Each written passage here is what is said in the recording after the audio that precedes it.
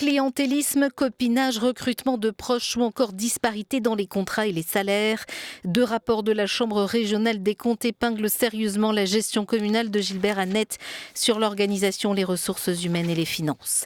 Des irrégularités et des procédés illégaux constatés depuis 2013, des pratiques dénoncées depuis des années par le premier syndicat de la mairie.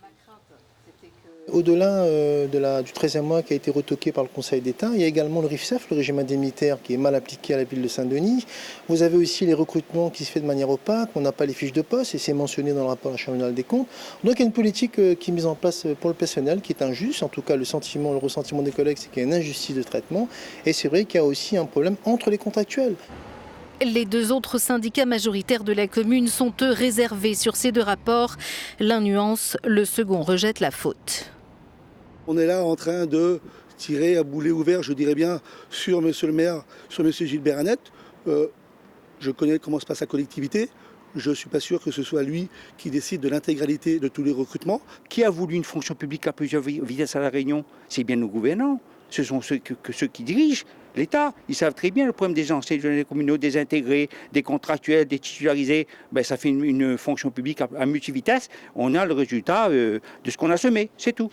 Dans sa synthèse, la Chambre relève que 3800 agents travaillent au sein de la commune. C'est 20% de plus que dans des collectivités de taille comparable. Autre constat, le très grand nombre d'agents affectés au cabinet, 55 au lieu de 5, ce qui représente un coût de 320 000 € par an. Autre irrégularité, le non-respect des règles de marché public. Si vous regardez les chiffres qui sont donnés par la Chambre des comptes, vous avez par exemple sur 52 fournisseurs en matière de cocktails, repas, il y en a 2 qui empochent presque la moitié des marchés. Qui sont ces deux-là? C'est certainement des gens proches de M. Annette et du Parti socialiste. Donc il y a un mépris total pour les règles qui régissent la commande publique.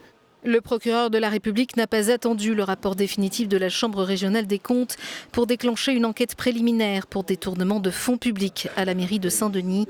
Quant au conseil municipal samedi, avec la présentation des deux rapports, la séance promet d'être animée.